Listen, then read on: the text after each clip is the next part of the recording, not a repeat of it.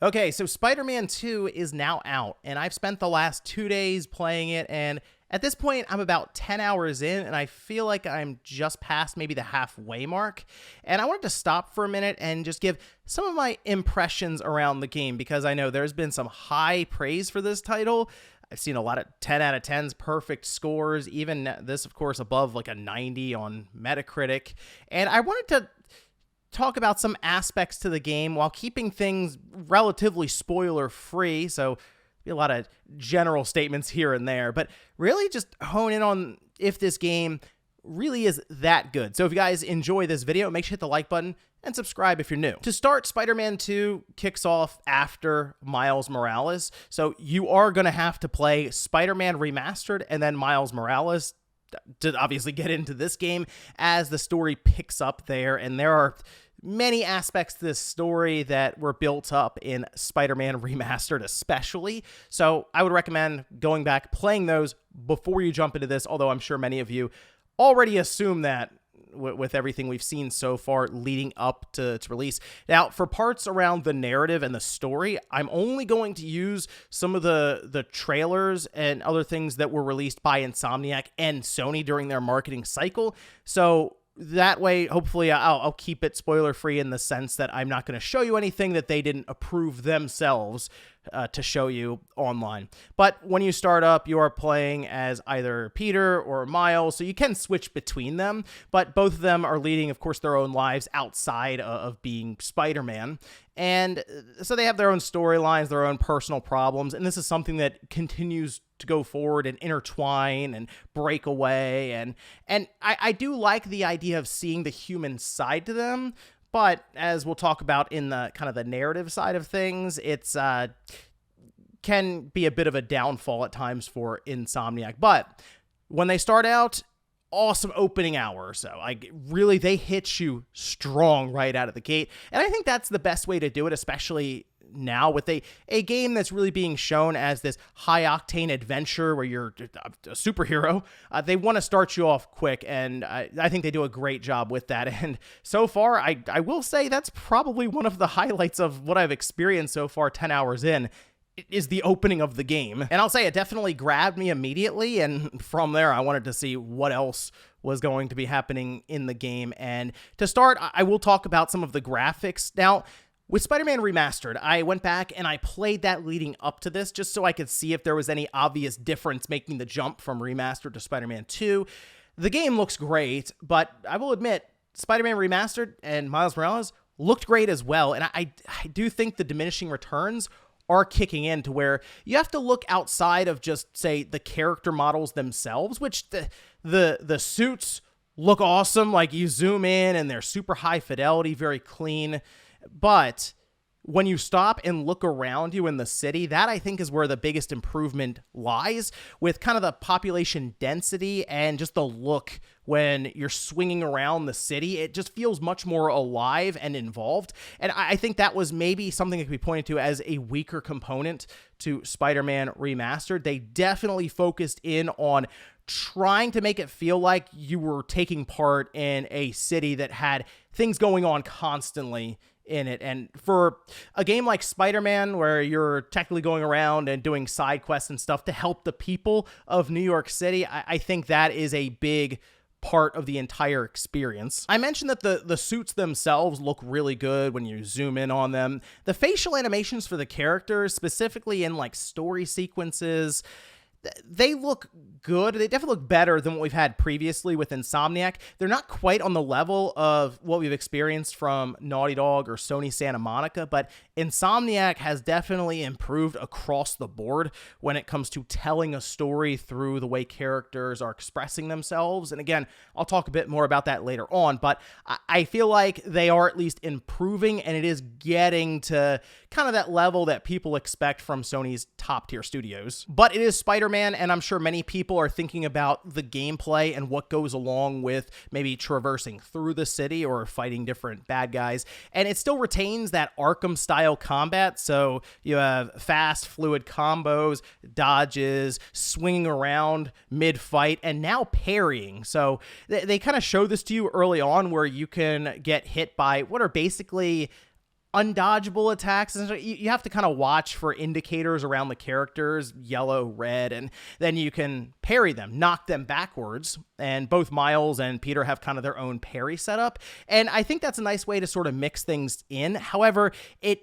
does also make combat that much more chaotic, to where maybe you go to dodge one character or enemy and then another enemy has kind of this unmissable almost attack if they're close enough to you, and it can definitely mess up maybe a long combo string just because you have like a single mispress rather than like L1 or what have you, press circle or something there. But when it all comes together, it looks awesome in motion. And then you also mix in some of the special moves that you have, which will vary between your different characters, with Miles with his kind of Venom strikes, and Peter has much more technology-based attacks when he's just in like his classic suit. And things will take a turn when he gets the symbiote or the black suit.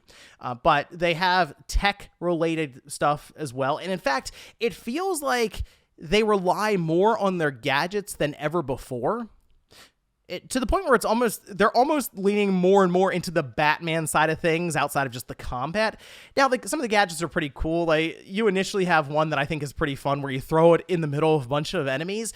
It'll like just have a bunch of ropes go out, grab them, and then pull them all together. And you can upgrade it to where it'll grab a box or something and smash it into them. It looks really, really fun when you do it. It's just a nice little wrinkle to throw in there if you have a bunch of enemies around you. But then you have like stuff you could throw and it'll just have lasers shoot everywhere, and you still have your webbing and some web-based tech, but it feels more and more like you're relying on kind of that technology stuff as opposed to just shooting webs all over the place in different ways. But when you do get that symbiote suit, Peter becomes significantly more interesting to control as well as observe technically. That a lot of that comes down to the suit itself. And I know when they first showed it, people weren't necessarily excited or high on the design. Like, oh, this looks incredible. I think some people were hoping for the more classic suit look, whereas this just looks like he's kind of covered in like slime that's more solidified. Like, it always just looks wet, the suit. And that actually has a function to it. As you're fighting, you'll kind of turn into like the more malleable Venom suit, more slime and tentacles going everywhere. And that part looks really impressive to kind of have that set up in the different fights. So you will have special moves where you can have your like one of your arms get really big and tentacles everywhere and just smash someone into a wall, or you can just turn into a big spiked ball and fly into a bunch of people, knocking them all over, or just send tentacles everywhere and clear out a room. You genuinely feel powerful in this game, whether it is Peter or Miles with his Venom strikes that you may be more familiar with from Miles Morales. It all comes together to where when you master the combat, you will just run wild. You will be an absolute menace, even though you have enemies everywhere, which they do throw a lot at you. You just start throwing them all over the place. I think the highlight for me for this entire game is the traversal and the swinging. It's interesting because I look at Spider-Man Remastered and Miles Morales as the best swinging we've ever seen in a Spider-Man game, and I was trying to figure out how they would kind of take it to the next level, and they absolutely have here. So you still, of course, will swing through the city similar to how you did before, where you're holding R2 down, and they play into the haptics and the adaptive triggers very, very well, like across the board as you're going through this game. But they have a few additional features like the wingsuit, which we can't have another Spider-Man game without this wingsuit. It is like game-changing for getting from point A to point B so fast that you almost don't even think about fast traveling. Even if there's a point that's 2,000, 3,000 meters away, you're like, okay, I'll just go ahead and swing over there. So you can like point jump and boost off of different spots as we've done before. But when you couple that with some of your traversal abilities that you unlock and then even upgrade further. So for example, you can just jump in the air with Peter's mechanical arms or like the Venom lightning that Miles has. And you can also then sprint forward in midair, kick over to the wingsuit, grab like a gust of like just this wind tunnel that you have, and then boost up higher than that.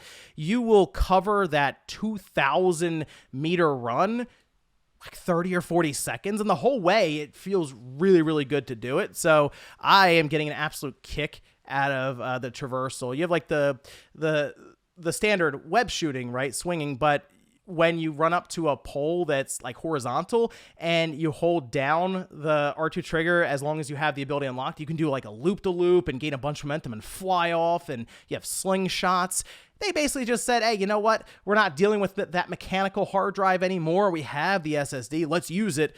So you just fly across New York as fast as you want, and it is an absolute blast. I've mentioned upgrading here and there is a lot of progression in this game for your different characters and their abilities and gadgets. You have an individual skill tree for both Peter and Miles, which will alter and change depending on what's going on in the story. For example, the symbiote suit will have its own stuff to kind of unlock, as you go through and upgrade all of that. And then you also have a shared skill tree. So technically between the two characters, you have 3 of them. And the shared skill tree will be different, for example, swinging abilities that they can both use. And then you also have upgrades that are passive abilities, your health, your strength when you're attacking, things that were originally tied kind of to like suits or just leveling in the first one. You'd level up and it'd be like, okay, your health has increased. That's actually something you will upgrade in sort of like a skill tree for each one. So you have like Traversal, you have one for your focus, one for your health,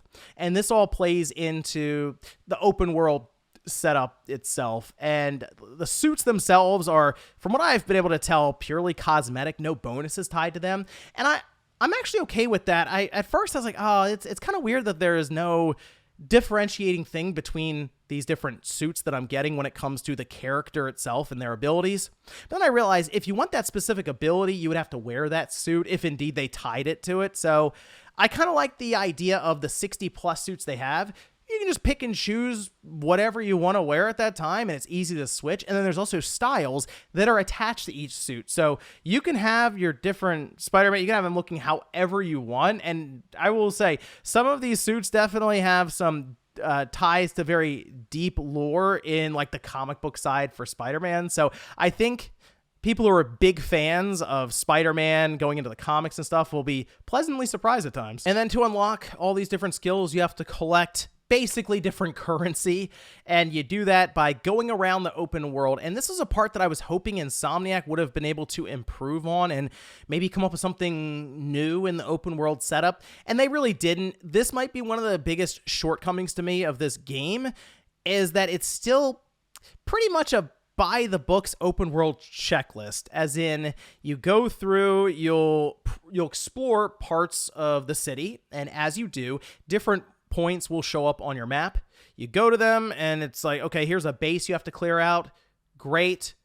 Go do it again over there. Just maybe slightly different enemies, somewhat of a different environment, but you're still kind of doing the same thing over and over. And I feel like they've given now less per activity and just tried to make more activities instead. So that is at least I guess a bit of a halfway point for it, but yeah, that's kind of what you're doing. You're just going around. And some of them are pretty fun the first or second time you do it.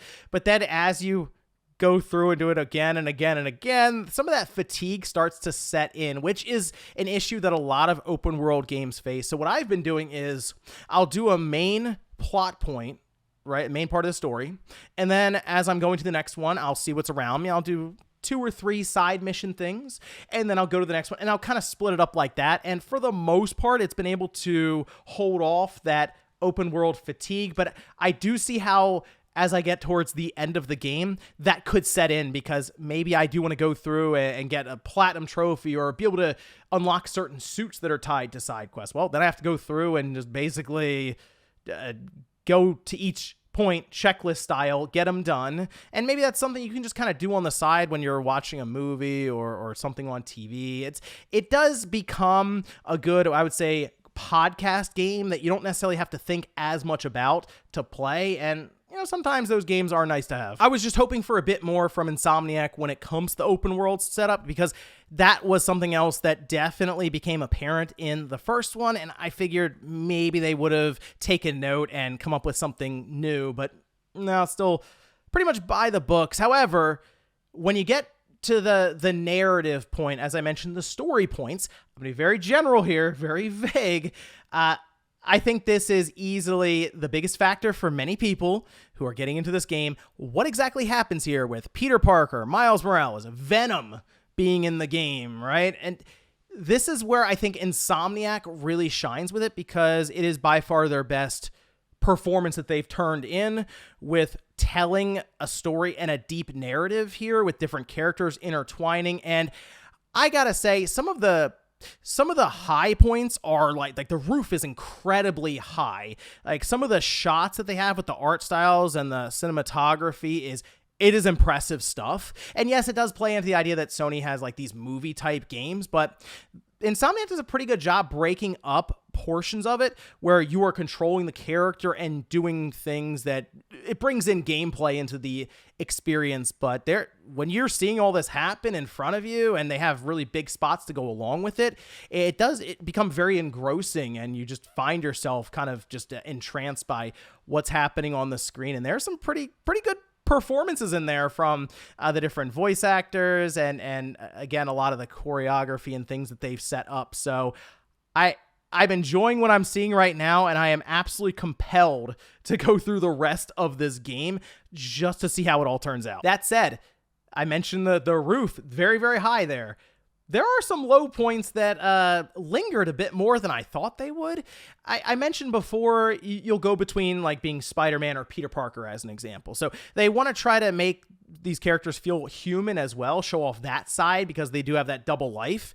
And the first one kind of played into this too, but there are points where you come off a really high octane set piece, and then you find yourself taking a tour of a facility for way longer than you would expect, or going to an amusement park and playing mini games, that sort of thing. You're like, I mean, I see what they're trying to do here, but they're taking longer than I would thought, and really longer than I think is necessary to do it. So it's this weird contrasting thing where I think they've really figured it out with presenting these different characters in set pieces and these big build-up moments, but then sometimes they just linger a little too long on some of the quieter points of these characters. Also, it does feel like they're trying to fit a lot into this game, is what I'll say, with more characters than I thought making appearances, but hey, maybe they have the ability to do so with the licensing from Marvel and Disney, and why not? We'll have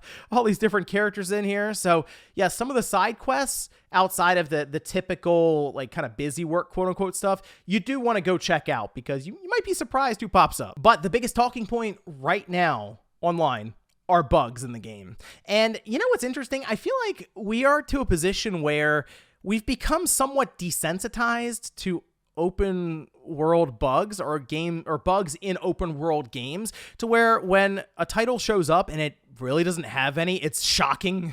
It's kind of funny. That's just where we are now with sort of the quality, the open-ended nature to some of these titles. But Spider-Man 2's been kind of going through it online, and I'll share some of my experiences with the different bugs I've had. I haven't had anything that's over-the-top game-breaking to where I have to restart the entire game or anything there. Most of them have been kind of humorous, but they do stand out. I will admit that. So 3 are fairly small. 2 of them are graphical glitches. One, I had a character that was stuck in like a portrait, and they were just spinning around in the air, which is strange. Another one was one of the side assault cases that were going on. You have to go fight like different bad guys that show up in an area, right? It's kind of like you're swinging through the city, spur of the moment crime is happening, let's go take care of it. They jump in a car to then initiate the chase scene. There's a wall in front of them, so rather than back out of the parking spot and then drive, they just drive straight through the wall, and then they're on the other side of the building on the road. Yeah, that was one. There was a texture issue on the corner of a building. So there you go. And probably the worst one I had was as I was going through a certain story mission. I finished a section with a bunch of enemies. I beat all of them, and the game couldn't figure out to then trigger the other part. So I'm just standing there with no enemies around, nothing I can do. You can scan the environment, try to find them. There's none around. And I sat there for like 5 minutes looking, and I just got to the point where, you know what, I was just going to restart my save. So that was probably the worst one because it technically affected and kind of soft locked the game. I couldn't do anything. So that probably the worst one. But I haven't had any of these weird graphical glitches where people's heads are floating in the air, or I haven't turned into a white cube or anything, but I'm halfway through the game. You know, there's still time. And I mentioned that it kind of takes you out of the experience. It does. You come off of these, again, high quality set pieces and or serious story moments or tones, and then there's just somebody halfway through a painting, or you're a white cube. So yeah, that can take you out of the experience, because the idea is Insomniac is trying to engross you in what's happening, and then when you have some silly video game bugs and glitches take place, it will kind of pull you back out. So is this game really that good? Is it a perfect 10 out of 10? No, at least so far not for me anyway. I am somewhat disappointed in the open world that's been presented here by Insomniac when it comes to kind of the checklist stuff. Not that it's bad, it's not the next level experience I was hoping they were going to take the Spider-Man franchise after what I saw in Spider-Man and Spider-Man Remastered and Miles Morales. But the game itself is next level when it comes to Insomniac presenting a superhero game with an interesting story and characters, and then building on top of that. So I still have a lot of faith in Insomniac going forward if they want to do another Spider-Man game, or some were mentioning like an offshoot of like a Venom game, or if obviously Wolverine coming up, because I do see the progress and improvements that they are making going from Spider-Man to Spider-Man 2 with the narrative stuff in mind. But I hope maybe if they do another one, they do take another hard look at the open world setup and how they can maybe improve or innovate in that sector. But let me know what you guys think about Spider-Man 2 down below. If you picked it up, what are your thoughts on it? And are you thinking about grabbing it maybe later on? Thanks guys for watching, and I'll see you next time.